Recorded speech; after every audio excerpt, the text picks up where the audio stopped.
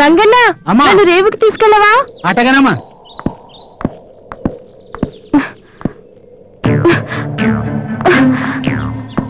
అటు తప్పుకో. నువ్వే తప్పుకుని వెళ్ళొచ్చుగా. నేనెందుకు తప్పుకోవాలి? మరి నేనెందుకు తప్పుకోవాలి? అవును, ఎన్నిసార్లు చెప్పాలి? నువ్వంటే నాకు ఇష్టం లేదు. I hate you.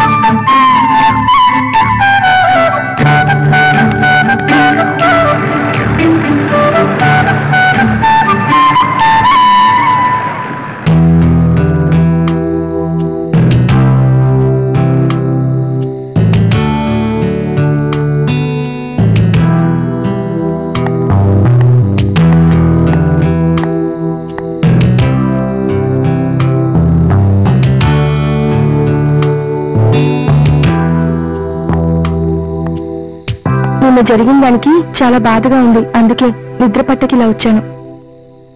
సారీ చెప్పానుగా, ప్లీజ్. తిట్టినవన్నీ తిడతా ఉంటారు, సారీ చెప్తా ఉంటారు. మీ ఆడవాళ్ళ కొవ్వెక్కువే. తప్పైపోయింది, ప్లీజ్ ప్లీజ్ శ్రీను, ప్లీజ్.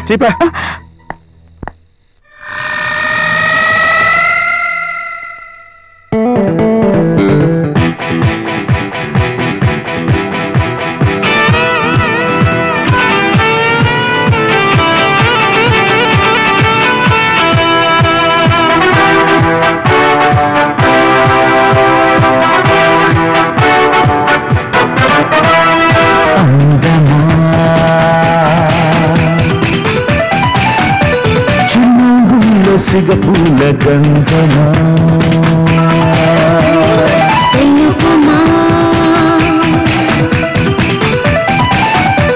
నా మనసంత నువ్వేనని చెప్పుమా, అనురాగాల పాగాలు వేయుమా, అందాల ఆకాశాల లోకాలలో పోతుమా, రమ్మా రమ్మా అందమా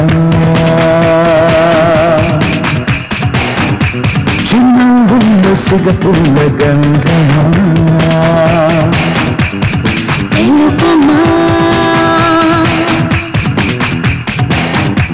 నా మనసంత నువ్వేనని చెప్పుమా.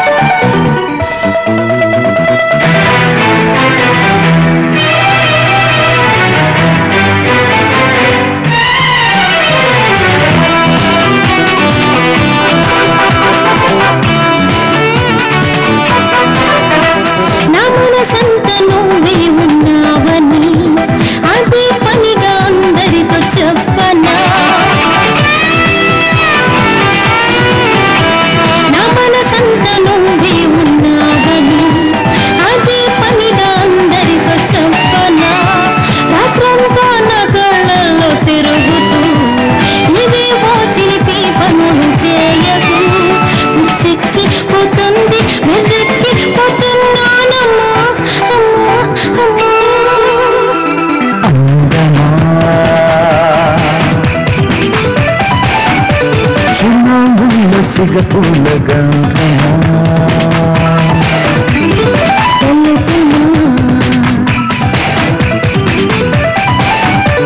నా మనసంత నువ్వేనని చెప్పుమా.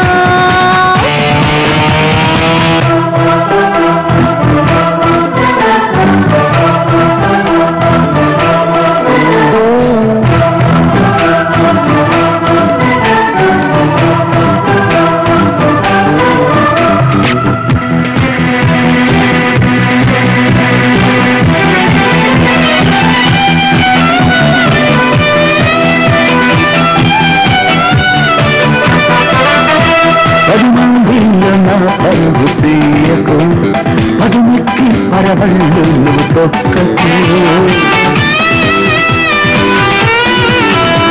పది మందిల నా పరువు తీయకు మధుమెక్కి పరవళ్ళు నువ్వు తొక్కకు రుచివేషాలు నువ్వు వేశావంటే కాళ్ళుని చేసి నిన్ను పంపేయనా సరసాల సనాగాల తేలావ పోతావమ్మో అమ్మో అమ్మో అందమా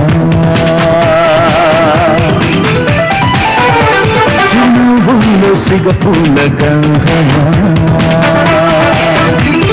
తెలుపుమా నా మనసంత నువ్వేనని చెప్పుమా అనురాగాల పాదాలు వేయమా అందాల ఆకాశాలలో కాలలో పోకుమా రామా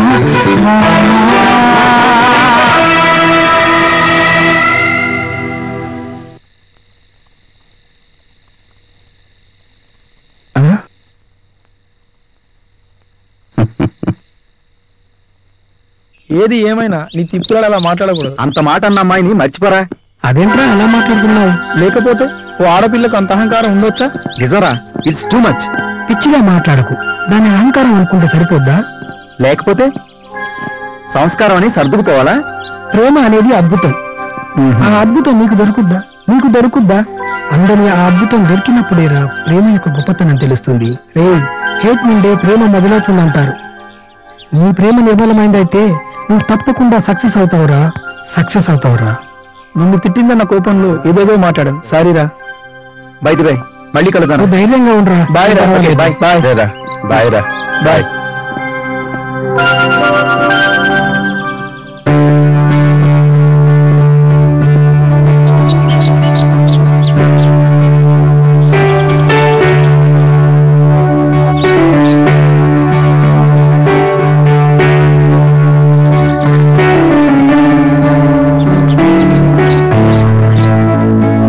సారీ, నీ మనసు కష్టపెట్టాను. నువ్వు నాకు ఎదురు పడినప్పుడు మా బాబాయ్ తోట నుండి వస్తున్నాడు. నీతో మాట్లాడితే తను చూస్తాడేమన్న భయంతో అలా అన్నాను. ప్లీజ్ ఇంకెప్పుడు అలా చెయ్యి. సరేలే. నా మీద కోపం పోలేదా? ఇటు తిరగవా? చెప్పు. నేనంటే నీకు ఇష్టం కదా? నా కోసం ఏదైనా చేస్తావా? ఏం చేయమంటావు? తర్వాత నువ్వు కాదనకూడదు. అలాగే. నన్ను తాతుండే లంకకి తీసుకెళ్ళవా? ఏ కుదరదా? కుదరదా అంటే కుదురుతుంది, కానీ అది చాలా ప్రమాదకరమైన ప్లేస్. ప్లీజ్. అక్కడికి వెళ్ళడానికి ఇది సరైన టైం, కానీ పోటు వచ్చేసరికి తిరిగి వచ్చేయాలి. వచ్చేద్దామంటే వెళ్దాం. వచ్చేద్దాం పదా.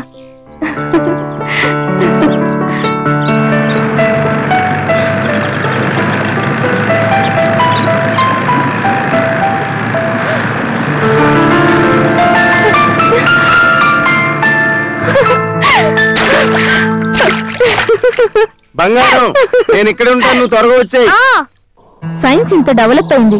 ఎంతటి క్లిష్టమైన రోగాన్నైనా నయం చేసేంతటి నైపుణ్యత మనకొచ్చింది.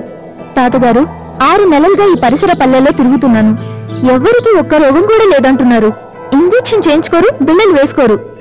ఎవరిని అడిగినా మా ఆరోగ్యానికేమమ్మా బ్రహ్మాండంగా ఉన్నాయి, తాత ఉండగా డాక్టరే వద్దంటున్నారు. ఈ రోజుల్లో మూలికలు ఆకుపసలతో వైద్యం ఎంతవరకు సమంజసం? నమామి ధన్వంతరిమాదిదైవం సురాసురైర్వందిత పాద పద్మం లోకే జరారుభయ మృత్యునాశం దాతారమీశం వివిధౌషధీనాం దాతారమీశం వివిధౌషధీనాం.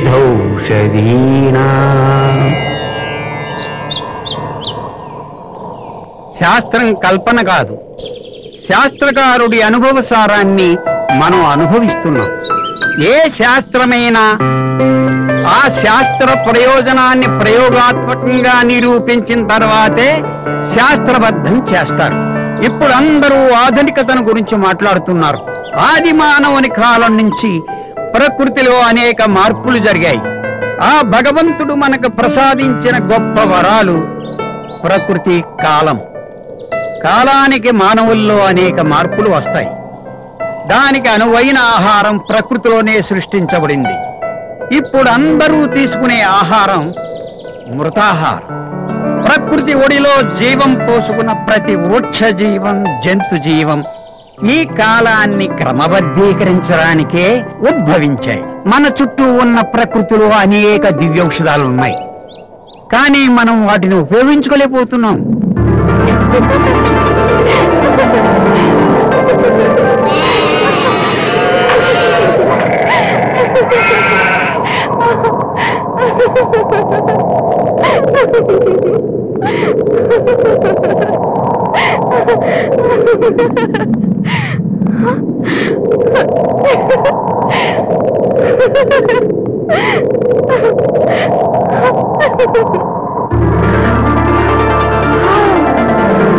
బ్యూటిఫుల్, ఎంత బాగుంది.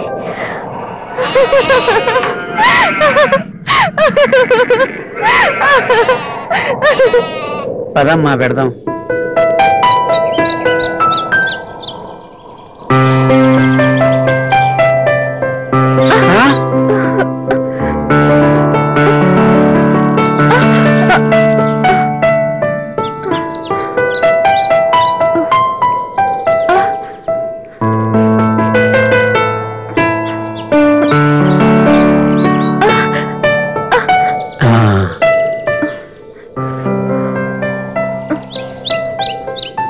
రక్తం రావడం ఆగిపోయింది.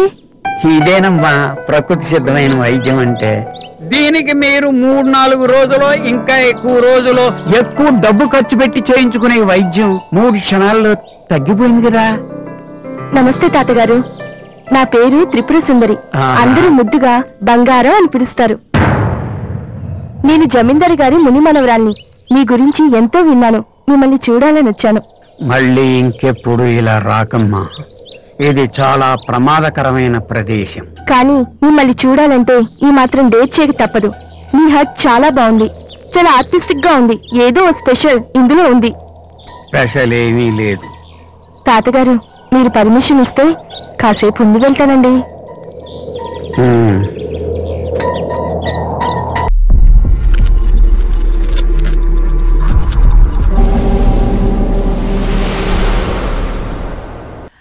హాయ్ వ్యూవర్స్, విండ్ చైమ్స్ అంటే మ్రోగే చిరుగంటలు. ఇవి ఇంట్లో పెట్టుకుంటే మనిషికి అదృష్టం మారుతుందా? అసలు నిజంగా ఇవి అదృష్టాన్ని కలుగజేస్తాయా? అదృష్టాన్ని తెచ్చిపెట్టే వస్తువులు అంటూ కొన్ని ఉంటాయంటే మీరు నమ్ముతారా? అసలు ఇవి నిజంగానే మన జీవితంపై ప్రభావం చూపుతాయా? ఎందుకు ఈ విండ్ చైమ్స్ అదృష్టానికి సంకేతంగా భావిస్తారు? ఇది నిజమేనా లేక కేవలం అపోహేనా? ఈ విండ్ చైమ్స్ ని సరైన స్థానంలో ఉంచడం ద్వారా అదృష్టాన్ని ఎలా పొందవచ్చు? మీ గదిలో దీనిని ఉంచుకోవడం ద్వారా మీ తలరాతని ఎలా మార్చుకోవచ్చో చూద్దాం. అసలు ఈ విండ్ చైమ్స్ మనిషి అదృష్టాన్ని ఎలా ప్రభావితం చేస్తాయో తెలుసుకునే ముందు అన్వీల్ ఫ్యాక్ట్స్ ఛానల్ని ఇప్పుడే సబ్స్క్రైబ్ చేసుకోండి. అలాగే మరిన్ని లేటెస్ట్ వీడియోస్ కోసం డిస్క్రిప్షన్లో ఉన్న లింక్ని క్లిక్ చేసి మా ఛానల్ని ఇప్పుడే సబ్స్క్రైబ్ చేసుకోండి. మన జీవితం అనేక విషయాలపై ఆధారపడి ఉంటుంది. కొన్ని వస్తువులు మనకి ఆనందాన్ని కలిగిస్తే మరికొన్ని దుఃఖాన్ని కలిగిస్తాయి. అలాంటి వాటిల్లో ఈ విండ్ చైమ్స్ ఒకటి. ఫెంగ్ చూయి ప్రకారం విండ్ చైమ్స్ లో ఉన్న రాడ్ల సంఖ్య కూడా పరిగణంలోకి తీసుకోవాలి. రాడ్ల సంఖ్య 5 ఉంటే ఆరోగ్యానికి, 7 ఉంటే అదృష్టాన్ని తెస్తుందట. ఇవే కాకుండా 6, 7, 8, 9 సంఖ్యల్లో ఉన్న రాడ్లు ఉన్న విండ్ చైమ్స్ కూడా అదృష్టానికి సంకేతం. ఎవరి కుటుంబంలో అయినా కుటుంబ కలహాలు ఉంటే ఆ కుటుంబంలో వెంటనే 2 లేదా 3 రాడ్ల గల విండ్ చైమ్స్ని కొనుక్కొని ఇంట్లో పెట్టుకుంటే ఇల్లు ప్రశాంతంగా ఉంటుంది. అయితే వీటిని ఎక్కడ వేలాడదీయాలో తెలుసా? అసలైతే వీటిని ఇంటి గుమ్మంలో వేలాడదీయాలి. ఒకవేళ ఇంటి లోపల పెట్టుకుంటే కనుక ఆ ప్రదేశానికి ఎక్కువ గాలి, వెలుతురు తగిలేలా చూసుకోవాలి. దీని వలన గాలి వేసినప్పుడు వీటికున్న చిరుగంటలు మోగుతాయి. మీరు ఆరోగ్యంగా ఉండాలి అనుకుంటున్నారా?